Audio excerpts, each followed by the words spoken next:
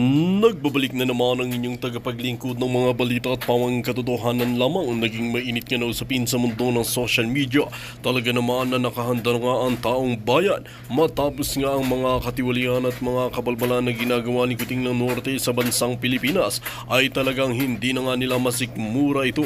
Dito nga natin mapapansin na maraming netizen ang talagang umalma at gusto na nga talagang managot itong si Kuting ng Norte na ito matapos nga ang kanyang ginagawa sa bansang Pilipinas. Ang mga pondo para sa taong bayan ay talagang kinukulimbat nga ni Kuting ng Norte. Dito nga natin mapapansin na talagang ayaw nga ipalabas ng mga bias mainstream media ang totoong nangyayari at kung saan napupunta ang pondo at mga nawawala. Dito nga natin makikita na pati nga bias mainstream media ay hindi na maaasahan ng taong bayan dahil talagang tumatanggap na nga sila ng salapi galing kay Kuting ng Norte. Dito nga lang natin mapapatunayan na hanggat hindi nga nagbabago ang ating mga pamamahala, mga namumuno sa bansa natin ngayon ay talagang patuloy na lulubog sa kahirapan at utang ang bansang Pilipinas. Ito nga ang tila nakakalungkot na katotohanan na kahit baliktarin man natin ang mundo, hindi na magbabago na talagang bangag itong si Kuting ng Norte. Well mga kaibigan, para nga sa karagdagang impormasyon, panoorin nga natin ang buong video. At kung bago ka lamang sa akin channel, huwag kalimutan i-click ang subscribe button at notification bell para lagi kang updated sa ating mga bagong video. At para sa sulit viewers natin dyan, maraming salamat sa walang sawang pagsuporta. Hindi po yan para sa sasakyan, para paggamitin pag sila'y nagtitipon-tipon na iparating ang kanilang sentimiento laban sa mapang-ating gobyerno. No?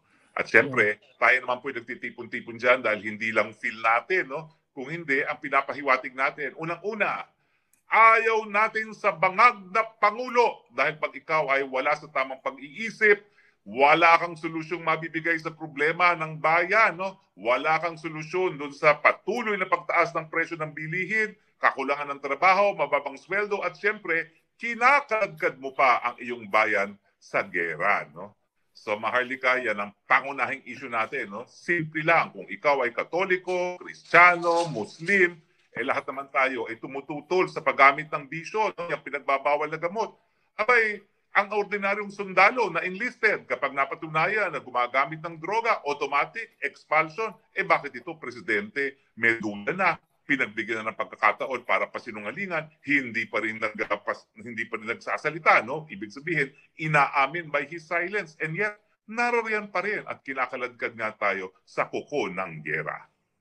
Yes, totoo po yan mga kababayan, dahil as early as 12 noon, Philippine time ay talagang naka-receive na tayo ng mga impormasyon na talagang nag-deploy ng mas maraming police. Ipapakita lang natin itong report ni Channel 167, I think an hour or 2 hour earlier. Ayan po, i-play lang natin para makita ng ating mga kababayan. Ayan po, ang mga police. Although mababait naman ang ating mga kapulisan dyan, pero ito'y hudyat na talagang may marching order ang bangag.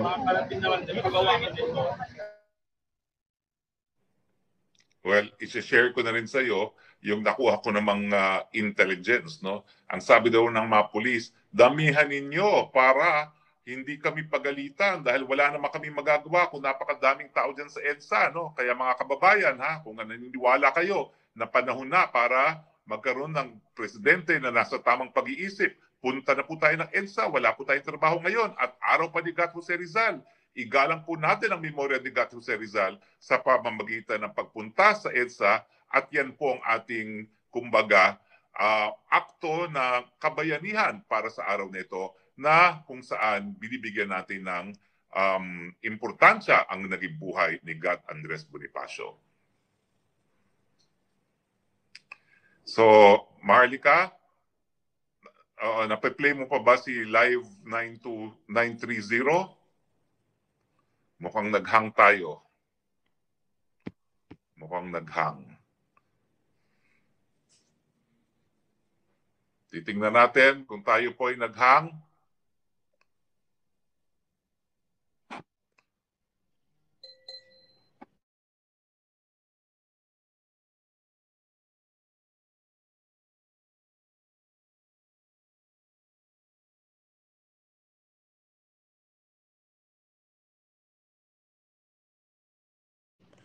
Tayo po ay naghang sa ere. Tignan po natin anong nangyari.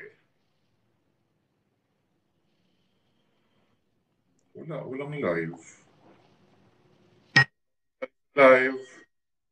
Ayan, nagurgur. Yun, nandun na tayo, no? Yan, nabalik na tayo. Medyo Folks, nagurgur tayo, no?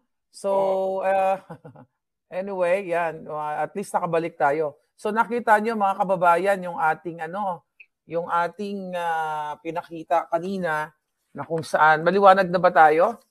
Alright. Okay, maliwanag na tayo. So, yun na nga, folks, going back doon, bago tayo nawala, yun nga, may nakarating sa atin na may marching order na talagang magdagdag na mga kapulisan sa EDSA at pilit tayong sinisindak. But in fairness, may mga nakarating din sa akin na information na mabuti naman yung mga pulis doon.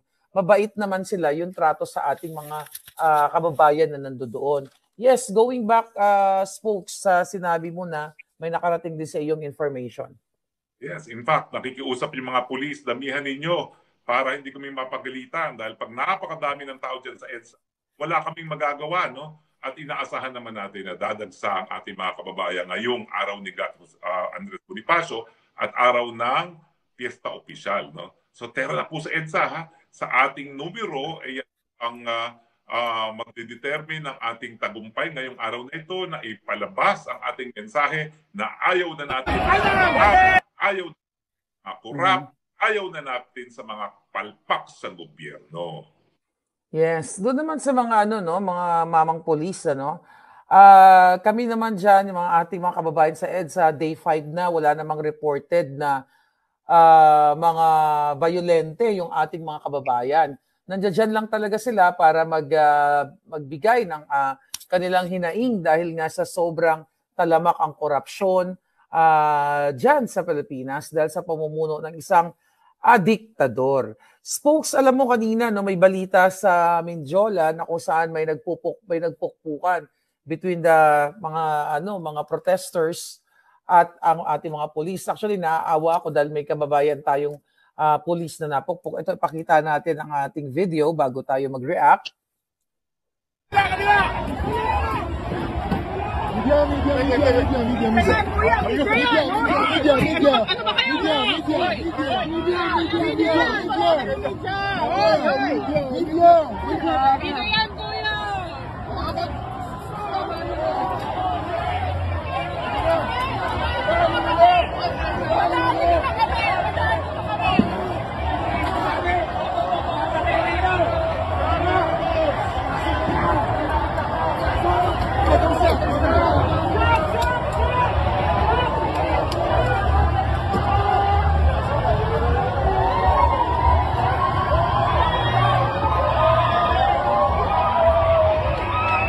Ayan. So, alam mo, folks, nung napanood ko yan, nalulungkot ako, meron doon na, yun nga, yung police, meron pang angulo dyan na pinupukpok yung pinapalo ng mga ralisa yung ating kawawang police. Ako nalulungkot ako kasi hindi naman natin kailangan maging violente o magsakitan bawat isa. Sana yung mga pupunta po sa EDSA mamaya at yung mga nandyan na, iwasan talaga nating maging violente kasi hindi yan yung misyon ng mga nasa EDSA, kundi peaceful movement para idinig o dinggin ang ating mga hinaing. Spokes? Oo. Linawin lang natin na tatlo ngayon ang pagpupuli. Yang sa medyo, yan po, kakampi ni Castro, no? Pagman din naman natin kinukutsyat silang lahat dahil sila yung mga mamamayang Pilipino rin, hindi sa kanilang mga karapatan. Siyempre, dahil kakampi sila ni Franz Castro, alam na natin kung anong gusto nila mangyari. Talagang gusto nila magkagulo. Kaya sila na mismo gagawa ng gulo, no? Kaya nagkakaroon ng pukpukan dyan. Yan po ang tatak komunista incorporated ni Franz Castro, no? Pero meron din tayong mga kasama ngayon dyan sa Isog, narariyan po, mapayapa na nagtipon-tipon dyan naman sa Liwasang Bonifacio, no? At inaasahan natin matapos ang maikling programa, pupunta rin yung mga taga-Maisog dito. Pero tayong mga ordinarong mamamayan, nandito tayo sa EDSA dahil alam naman natin ang kasaysayan ng EDSA, no? Dito sa EDSA, hinatulan ng pagsisipa sa pwesto ang mga Pangulo na hindi na gumagalaw sa ayon sa pangnasyonal na interes ng bansang Pilipino. Sinimulan natin kay Marcos Sr., nagkaroon ng pagpapaalis din kay Estrada at ngayon mukhang mapapaalis na rin ang Marcos Jr. Yes. I hope talagang kumilos ang taong bayan kasi talagang kinikitil na yung kalayaan natin. Yun na nga, even yung mga mainstream media, hindi na nila nauulat ng tama kung ano yung nangyayari sa atin. At particularly dyan sa EDSA dahil ang inuulat nila yung paninira. I mean, Oo, na ano na naman tayo.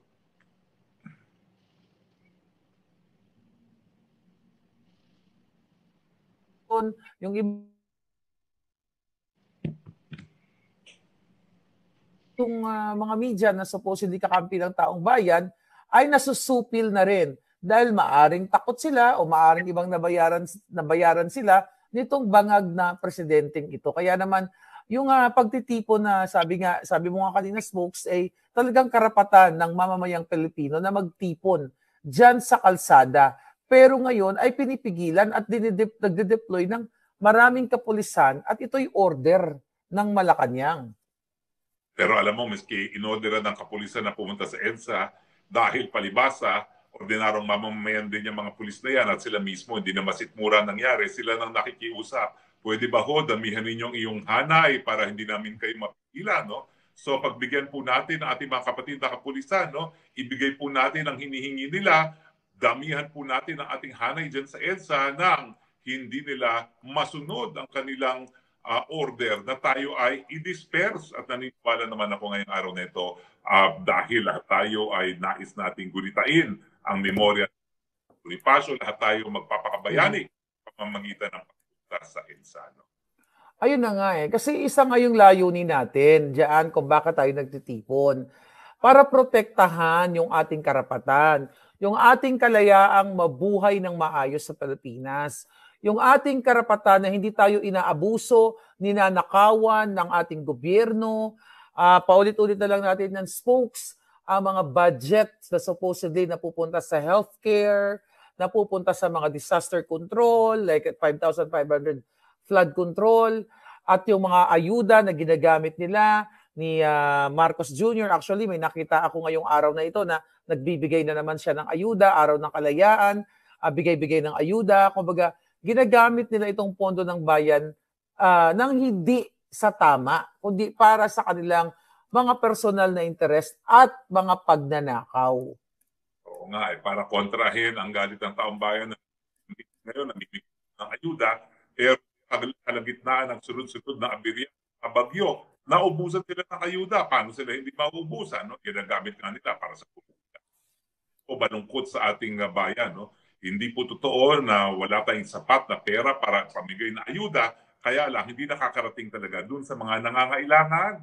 Maalala nga natin, 1.2 billion isang araw pinamigay sa Davao para lang masira ang mga Duterte. Kaya tuloy, nung dumating ang mga sunod-sunod na bagyo, wala lang maibigay na ayuda. No? Yan na naman ang ginagawa ngayon para hindi magtungo sa EDSA na mimigay ng ayuda, no? Para sa mga susunod na araw na nandyan na naman ang mga bagyo, wala na naman silang maibibigay na ayuda. Yeah. Spokes, balikan ko lang yung pinag-usapan natin kanina, no, na mga sinupina nga itong mga vloggers. Kasama ako doon sa Zoom, di ba? Pero wala pa naman ako natatanggap na subpoena galing sa NBI. Ano ang maipapayo mo dito sa mga vloggers na, I know, sinabi mo kanina, huwag matakot. Pag mga ganito bang subpoena, Spokes, alam natin na wala naman talagang, walang krimen o walang pangit na sinabi yung mga nagtanong lamang doon. At tama ba to? Ginagawa na naisupina na nila pag trip-trip nila?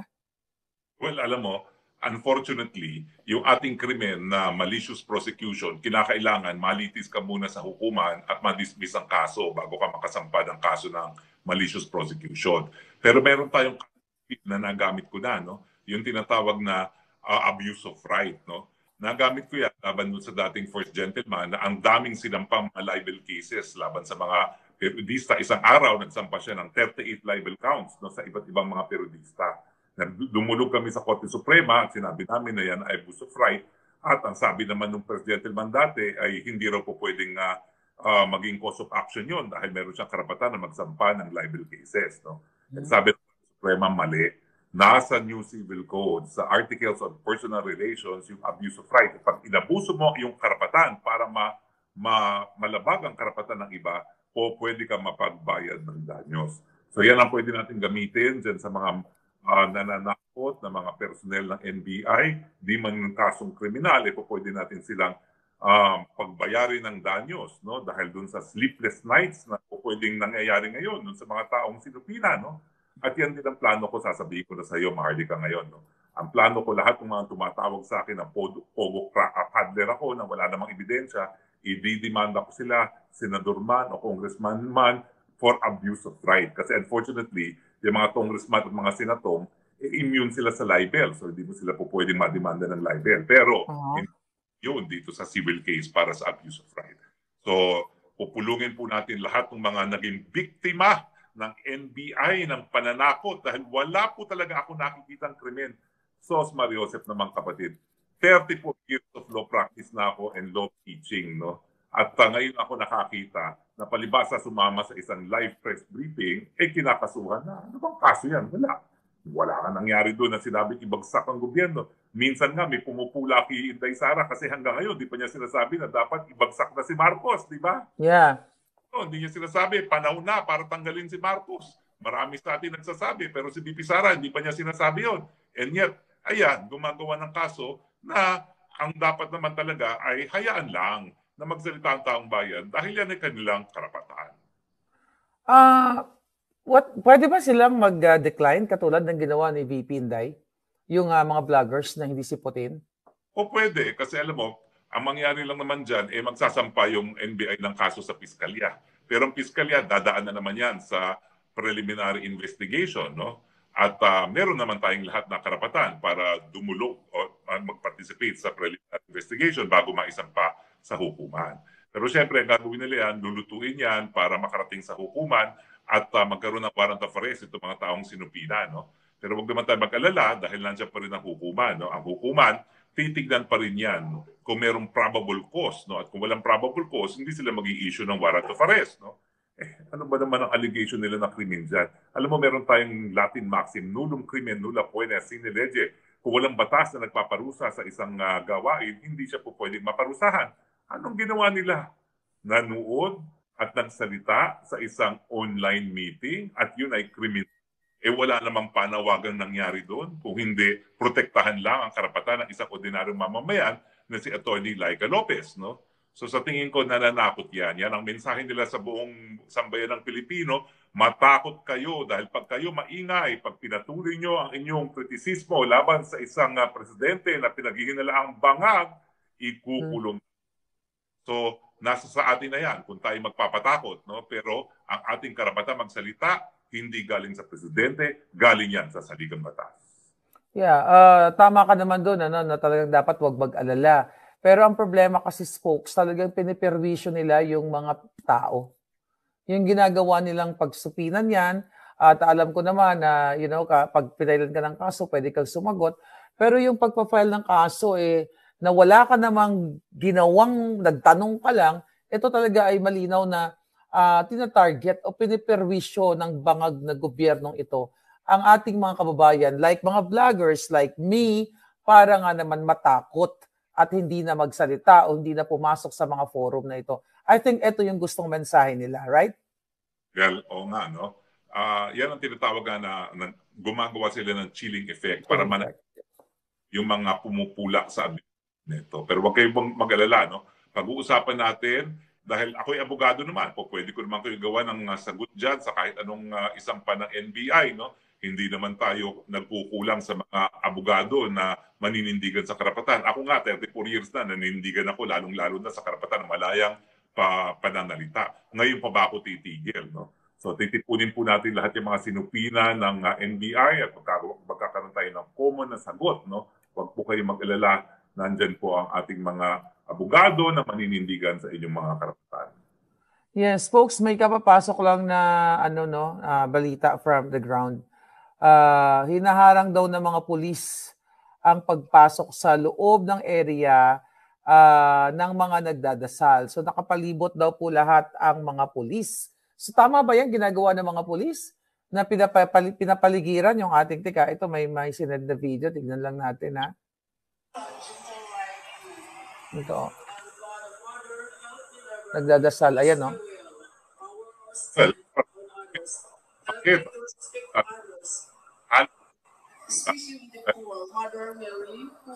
Ano folks, choppy yung audio. Hindi, ang sabi ko, pag hinarangan nila yung bangketa kung saan nagpupunta ang tao, saan pa pupunta yung mga tao kung hindi pupunta sa kalye? Kalsada. Ang kalye, ayon sa Korte Suprema, hindi po yan para sa sasakyan. Yan sa mulat-mula para sa taong bayan, para sila ay magtipon-tipon, labas lang sa loob laban sa. So kapag hindi nila pinagamit ang bangketa, pupunta sa kalye ang tao. Yeah, yun nga. Basta mga kababayan, huwag kayong magpasindak dahil nasa tama naman kayo at as long as hindi kayo violente, hindi kayo nanggugulo, wala pong dapat ikatakot. At naniniwala naman ako na yung mga kapulisan na yan ay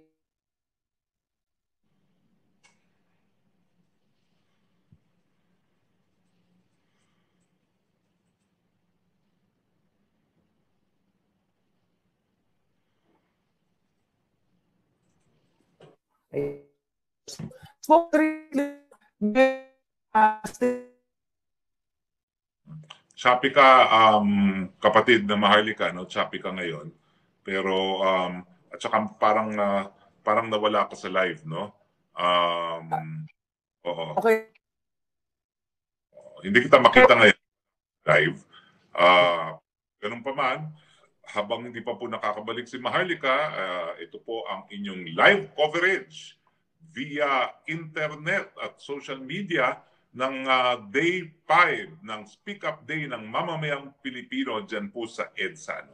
2 minutos bago po mag-alas 5, inaasahan po natin ang pagdagsa ng tao ngayong piyesta opisyal kung saan tayo po ay binabalikan natin ang memorya ng GAT Andres Bonifacio, ang bayani na galing sa hanay ng mahihirap. No? At alam nyo, napakadaming debate dati kung sino talaga dapat maging national hero, kung si Jose Rizal ba o itong si GAT Andres Bonifacio. Pero ako naniniwala nga na pinili ng mga Amerikano na maging national hero, bagaman siya talaga ay isang bayani folks, rin. ayan, nawawala tayo, no? Wala. Pero yan, okay na. Sige, go ahead. Yeah. Okay. Lang is, yung mga Amerikano, pinili nga siguro si Jose Rizal para maging national hero kasi ayaw nila yung mga umaangklas. No? Ayaw nila yung mga revolusyonaryo. Ang gusto lang nila, yung mga matatalino, nagsusulat ng mga para sa demokrasya, kahit na barilin, pero balik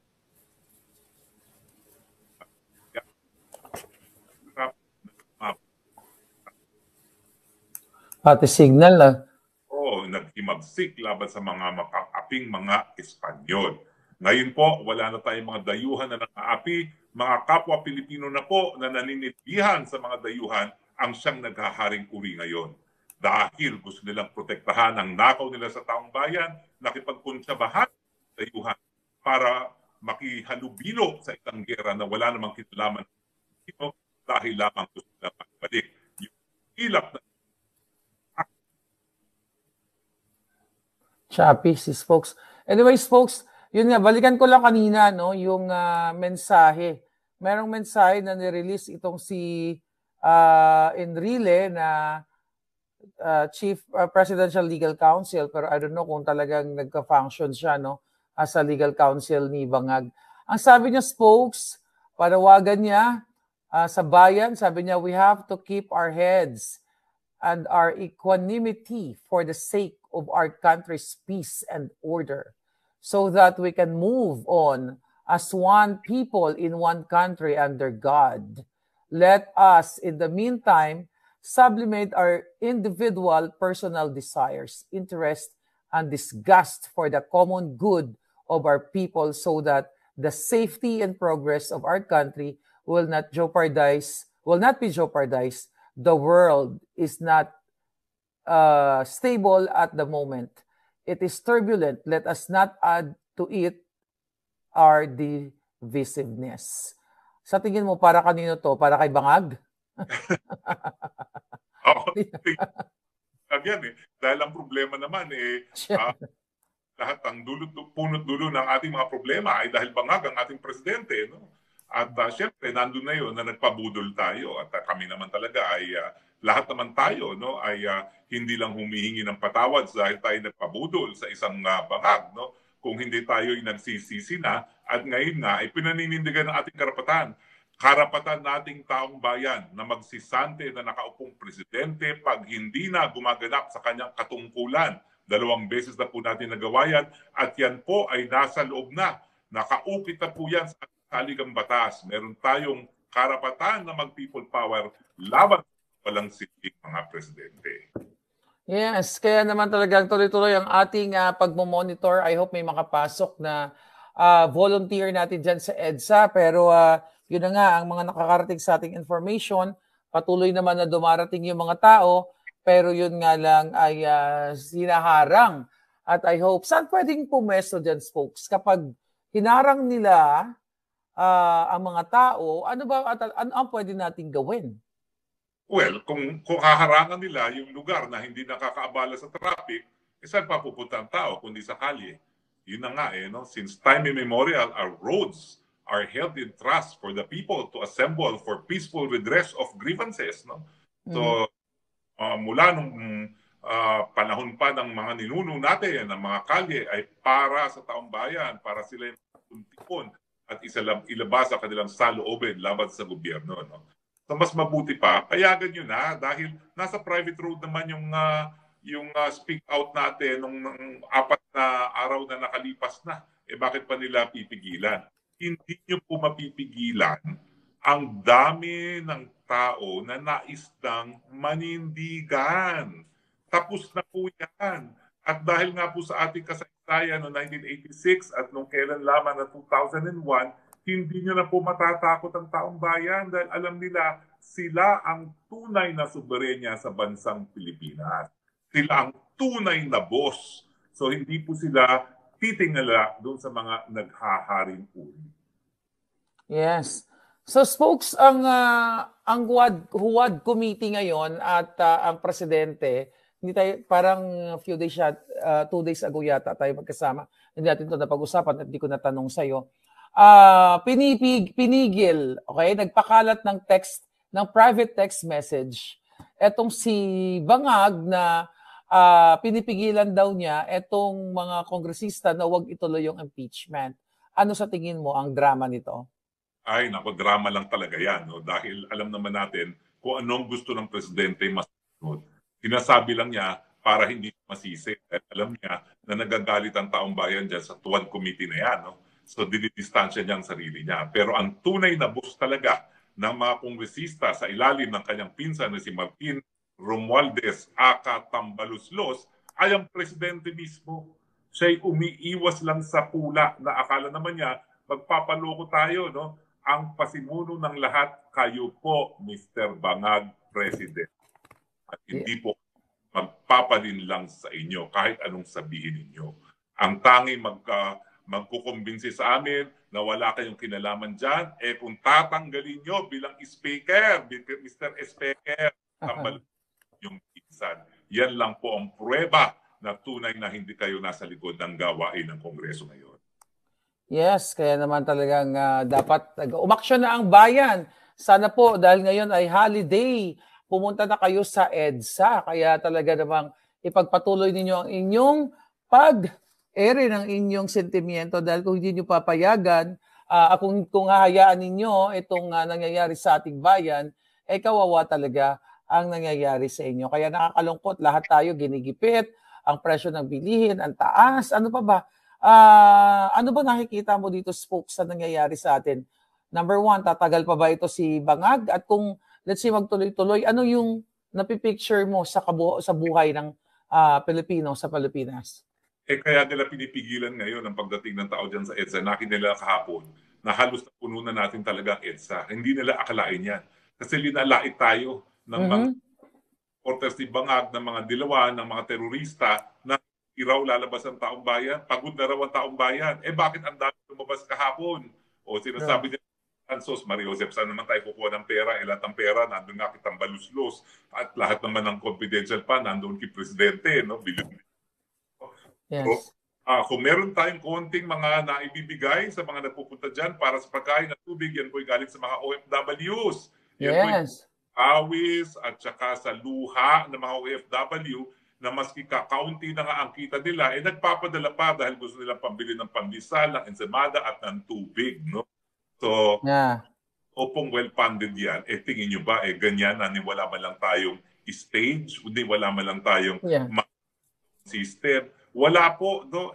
Ang importante lang dyan, yung numero ng mga naninindigan. No? Kaya tinatakot tayo na wag na raw tayo pumunta sa EDSA. Pero yun nga, no? Dahil ordinaryong mamamayan din yan mga kapulisan, alam naman nila ang diferensya sa pagiging presidente ng dating Presidente Duterte at ng Presidente Bangag. No? Unang-una, tingnan natin ang kriminalidad. No? Ang Metro Manila ngayon, pangatlo sa pinakadelikadong syudad sa buong daigdig. Samantalang dati, napakapayapa natin.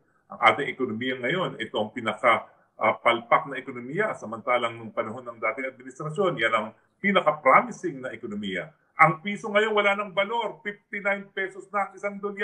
Ano ba yan? Kaya naman dadala na ngayon ng kaunting kontribusyon ng mga OFW dahil lumaki ang kita nila dahil nga sumadsad na ang balor ng piso. No? So, dahil alam naman natin kung anong diferensya ng buhay sa ngayon at sa noon, siyempre maraming nagsasabi na baka dapat magkaroon na ng pagbabago na hindi po krimen yan.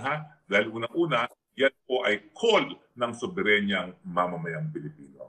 Yes, kaya naman nag-comment si Norby Alpanta, ako po at ang asawa ko on our way po, going to EDSA. Spokes, magtatanggap muna tayo ng mga kababayan natin, OFW man o sa Pilipinas, na mga katanungan or sentimiento nila para maiparinig natin sa ating, sa lahat ng mga manonood. Ayan, simulan natin si Giselle. Tawagin natin si Giselle. Ako on our way po. Hi, Giselle! Sorry, sandali. Ayan. Okay, tawagin na natin si Giselle. Paki-off mo yung muna, yung bells ko, naririnig ko. Tawagin mo natin si Arn. Si Arn, okay. Arn, okay. Ayan, hello po, Arn. mayong hapon, Madam Maharlika. Okay. And Spokes Harry, magandang hapon po. Yes, Arn. Saan ka? Sa Cagayan de Oro po. Okay. Kamusta ka dyan? Ano ang sentimiento ng mga taga Cagayan de Oro sa nangyayari ngayon sa ating bayan? Well, sa mga naririnig ko at nakikita ko, most of the people here are, against sa mga nangyayari ngayon.